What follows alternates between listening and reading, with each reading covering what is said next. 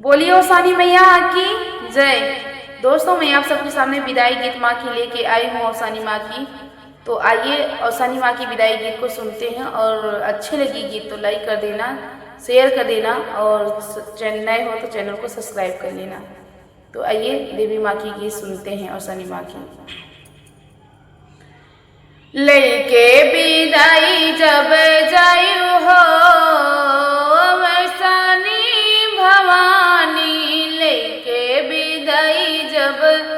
जायु हो अवसानी भवानी, हमरहु मनसा पुरयु हो अवसानी भवानी, हमरहु मनसा पुरयु हो अवसानी भवानी। जो मोरी मैया घर एक देव्यु, जो मोरी मैया घर एक देव्यु, अंगने में आसन लगाई हो अवसानी भवानी, अंगने में आसन लगाई हो अवसानी भवानी, हमरहु मनसा पुरयु हो अवसानी भवानी, हमरहु मनसा पुरयु हो अवसानी भवानी।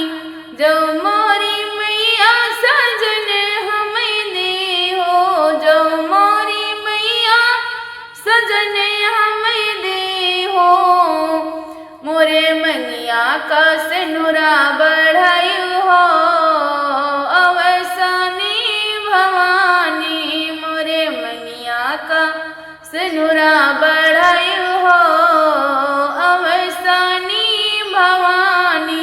लइके विदाई जब जायु हो अवसानी भवानी, लइके विदाई जब जायु हो अवसानी भवानी, हमरहु मनसा पुरयु हो अवसानी भवानी, हमरहु मनसा पुरयु हो अवसानी भवानी।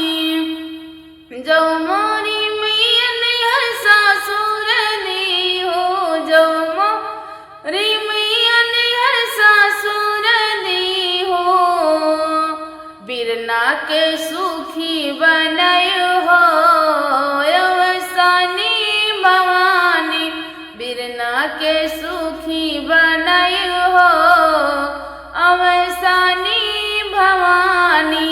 लइके विदाई जब जायु हो अवसानी भवानी, हम लइके विदाई जब जायु हो अवसानी भवानी, हमरहु मनसा पुरयु हो अवसानी भवानी, हमरहु मनसा पुरयु हो अवसानी